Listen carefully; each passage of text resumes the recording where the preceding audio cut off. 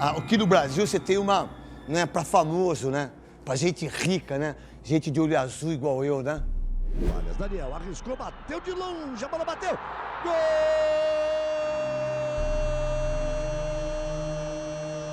Teve algum? Então, já estão falando que eu sou prepotente, então você, pô. 4 anos e meio de prisão, mais 5 anos de liberdade vigiada, monitorada. O jogador afirma que a relação foi consensual, mas o Ministério Público não acredita na versão e pediu 9 anos de prisão. Agora a expectativa para essa pena, que pode ser de 9 até 12 anos, sem possibilidade até esse momento de acordo. E se ele for absolvido?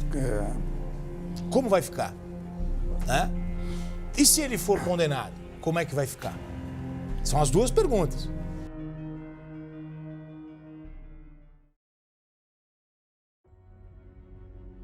Daniel Alves da Silva, ou simplesmente o Dani Alves, um dos jogadores mais renomados e vitoriosos da história do futebol mundial, o ex-lateral direito conta com passagens por grandes equipes, tanto na Europa como no Brasil, São Paulo, Juventus, Sevilla, Paris Saint-Germain e principalmente o Barcelona. Essas são as principais equipes que o lateral percorreu durante sua vida.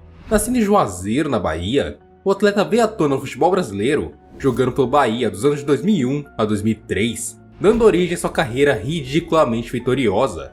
Foram 43 títulos dentro de campo, o que possui mais títulos na história, atrás somente de Lionel Messi. O jogador fez 869 jogos, indo às redes por 61 oportunidades e ajudando seus companheiros com assistências por 178 vezes. Este jogador, que com certeza é um dos maiores da história, independente de qualquer coisa, hoje se encontra preso, condenado a 4 anos e meio pelo crime de estupro, que supostamente ocorreu no dia 31 de novembro de 2022, em uma boate em Barcelona, na Espanha. A acusação partiu de uma jovem de 23 anos, e junto à pena, o jogador também foi condenado a pagar uma multa de 150 mil euros à jovem, por danos morais e físicos, cerca de 800 mil reais. Agora, vamos a um passo a passo mergulhar nessa história e ver o dia a dia, o que já se passou nesse 1 ano de Daniel Alves, preso e agora sim, condenado. Como o Neymar e outras figuras importantes se envolveram nessa história e no fim, bom, chegaremos lá.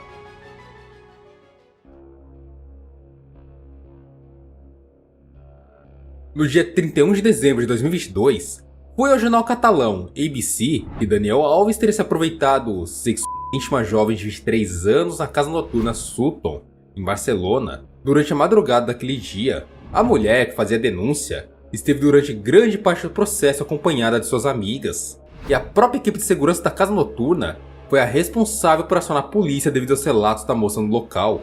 A polícia acolheu o caso e houve assim o depoimento da moça. Dani Alves, nessa época, era um jogador pertencente ao Clube Pumas do México, e repentinamente foi ele com sua esposa até a Espanha por causa do falecimento de sua sogra, e aproveitou para dar sua versão do caso, já que estava na mídia e ele escolheu se defender.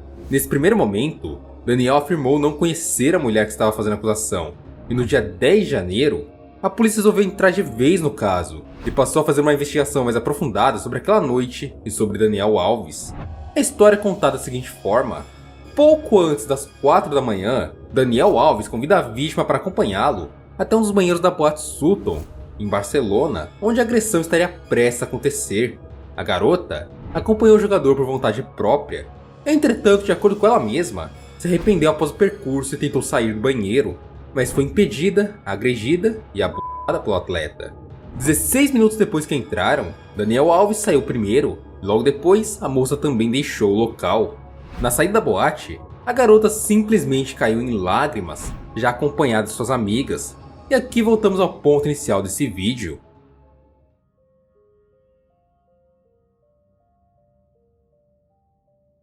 Depois de várias inconsistências e alterações nas versões dadas pelo jogador, além de haver a possibilidade de sua fuga da Espanha, o que dificultaria as investigações e a aplicação de uma suposta condenação, a juíza Maria Concepción Canton Martín decretou a prisão de Daniel Alves no dia 20 de janeiro, uma prisão preventiva. O jogador foi encaminhado para o Centro Penitenciário Brians 2. E assim que sua prisão foi decretada, o Clube Pumas do México rescindiu o contrato com o atleta, obviamente buscando não alinhar sua imagem ao caso, Daniel Alves contrata um renomado advogado, Cristóbal Martel, responsável por defender o Barcelona, Lionel Messi, empresários e políticos importantes da Espanha. E após isso, houveram ainda mais contradições por parte do atleta. Em fevereiro, os resultados do Instituto Nacional de Toxicologia e Ciências Forenses de Barcelona demonstraram que os restos materiais coletados na denunciante e no chão do banheiro da casa noturna eram realmente Daniel Alves, o que é contra a afirmação do atleta de que não havia acontecido nenhum tipo de atitude mais invasiva no local. Imagens das câmeras de segurança do local também demonstraram Daniel Alves entrando no banheiro depois da vítima, contradizendo mais uma vez a versão do atleta que teria entrado primeiro. Durante todo o depoimento após a prisão, houveram mais 3 versões diferentes da situação apresentada pelo jogador. Pouco tempo depois, Daniel Alves já se via pelo presídio, mais empolgado e mais abatido, ainda mais quando sua esposa, Joana Sanz, realizou uma publicação nas redes sociais indicando a separação dos dois. Em carta enviada para a moça por Daniel, ele afirma que lamenta que sua esposa, abre aspas, não tenha sido capaz de suportar toda a pressão.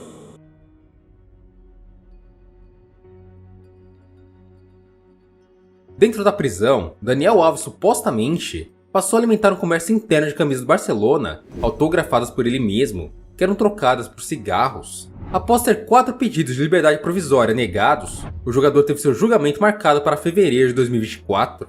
Poucos meses depois, Daniel confessou que realmente teve relações com a moça, mas sempre batendo na tecla que foi tudo consentido, e ele mesmo não havia atravessado a linha tênue do consentimento dela. Ele também afirma que criou várias versões e mentiu nos primeiros depoimentos, pois não queria que sua esposa descobrisse a infidelidade. Em 31 de julho, a juíza Ana Marim encerra a investigação e processa Daniel Alves depois de confirmar que já haviam provas suficientes para um crime. Uma fiança de 150 mil euros para cobrir uma possível indenização à vítima imposta. Em caso de não pagamento, os bens do jogador seriam penhorados. Em novembro, o Ministério Público Espanhol pede a pena de 9 anos por crime de agressão sexual e penetração e o pagamento de uma indenização de 150 mil euros à vítima. Foi solicitado também que após o cumprimento da pena, ele ficasse sob a vigilância de 10 anos e ganhasse uma ordem de distância de 1 km da vítima, sendo proibido de fazer contato. Os advogados da garota pediram que a pena fosse aumentada para 12 anos ou pena máxima, e nesses moldes, o julgamento foi marcado para 5, 6 e 7 de fevereiro de 2024.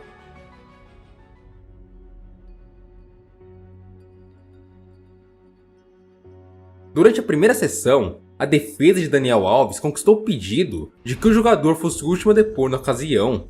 Na audiência, apesar de estar preso há mais de 1 ano, Daniel não estava com nenhum tipo de contenção ou algemas. Também foi a primeira vez que foi visto publicamente desde o dia 20 de janeiro de 2023.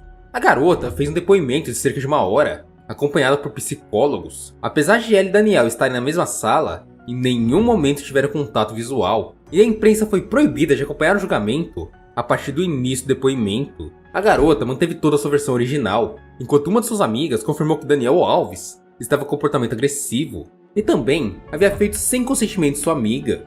A advogada de Daniel Alves, Inês Guardiola, afirmou que o jogador estava sendo vítima de um tribunal paralelo, comandado pela opinião pública, afirmando que ele não estava sendo olhado de forma imparcial. A defesa chegou a pedir anulação do julgamento, já que a juíza responsável não havia aceitado anteriormente que um segundo perito analisasse a vítima. A advogada solicitou que a sessão fosse suspensa, até que novos dados viessem à tona, mas a juíza negou, e a promotora afirmou que todos os direitos do atleta foram completamente respeitados. A amiga e a prima da denunciante afirmaram em seus depoimentos que Alves chegou a tocá-las, também durante a noite que a denunciante teve o caso vindo à tona. No segundo dia, Joana Sanz, esposa de Daniel, prestou seu depoimento, afirmando que o marido havia saído com os amigos naquela noite para um jantar, e segundo ela, o jogador chegou em casa 4 horas da madrugada e muito bêbado. O amigo de Daniel que acompanhou ele durante aquela noite também disse ter presenciado a cena, mas não viu a vítima chorar ou criar qualquer tipo de incômodo por todo o tempo que estiveram juntos, afirmando que ela e Daniel dançaram com respeito e tinha uma boa química respeitosa entre os dois. No terceiro dia de julgamento, chegou a vez de Daniel Alves depor, e durante as perguntas, ele simplesmente desabou em lágrimas, afirmando que bebeu demais naquela madrugada, mas sua emoção foi tanta que algumas de suas frases foram difíceis até mesmo de serem entendidas. A sentença veio à tona no dia 22 de fevereiro de 2024, condenando o jogador a 4 anos e meio de prisão, mais o pagamento de uma multa de 150 mil euros à jovem.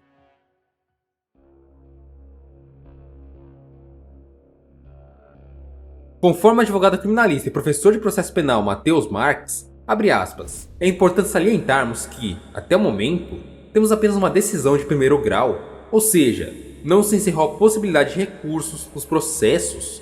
Somente após julgamento de segunda instância, de acordo com o Código de Processo Espanhol, é que será autorizada a utilização de um mecanismo de expulsão. Basicamente, nesse momento, Daniel Alves poderia solicitar um processo em segunda instância para o caso ser reanalisado e talvez mudar sua condenação. E após esse julgamento em segunda instância, o atleta poderia tentar um recurso na justiça, que seria trocar uma parte de sua pena pela expulsão definitiva do país espanhol. Entretanto, esse recurso só funciona para penas menores que 5 anos. Caso a pena de Daniel Alves seja aumentada em segunda instância, ele não poderia se utilizar desse mecanismo. Após todos os problemas, a ex-esposa do jogador foi às redes sociais e comentou sobre o caso. Abre aspas, estava pensando aqui, e são incoerentes. Porém, me surpreendeu bastante as feministas. São tão feministas para umas coisas, mas para outras? Como é que estão dizendo por aí? Me chamam de frívola, de garotinha. E por quê? Porque eu estou trabalhando, claro. Mas se não trabalho, quem está pagando as contas? Mas tem coisa pior. Barbaridades piores que escuto por aí. A moda é criticar. Não vivo publicando nas redes sociais. E nem sempre tem como ser como eu me sinto. E como deixo de me sentir. Quando me abro e quero expressar meus sentimentos, eu faço. E quando não há porquê. Meus amigos e meu entorno sabem que são quem estão vivendo comigo. O jornal Marca revelou que o patrimônio total do brasileiro é de 55 milhões de euros, cerca de 294 milhões de reais. Em agosto de 2023, houve um bloqueio de 30% de cada parcela paga pelo São Paulo para o atleta e uma ação de pensão alimentícia movida pela ex-mulher de Daniel, mãe de 2 filhos do jogador. O clube paulista ainda deve, segundo o balanço financeiro mais atualizado, 22,8 milhões ao atleta, de uma dívida de 25 milhões, a ser paga em 60 parcelas de 400 mil. O caso ainda contou com uma pequena participação do jogador Neymar, colega de Barcelona e amigo pessoal de Daniel Alves. O valor de 800 mil reais ou 150 mil euros pagos por Daniel, destinados a denunciante por danos morais e lesões causadas, foram pagos pelo ex-jogador com a ajuda de Neymar e sua família. Neymar e sua família cederam Gustavo Xisco, um dos representantes jurídicos mais antigos das empresas do pai de Neymar, para ajudar também no caso de Daniel. E assim chegamos ao final desse caso cruel, mas ao tempo com uma repercussão em escala mundial por parte da mídia, que movimentou tantas pessoas nos últimos dias. Deixe aqui nos comentários a sua opinião sobre tudo isso, e óbvio, sempre lembrando que deverá haver responsabilidade.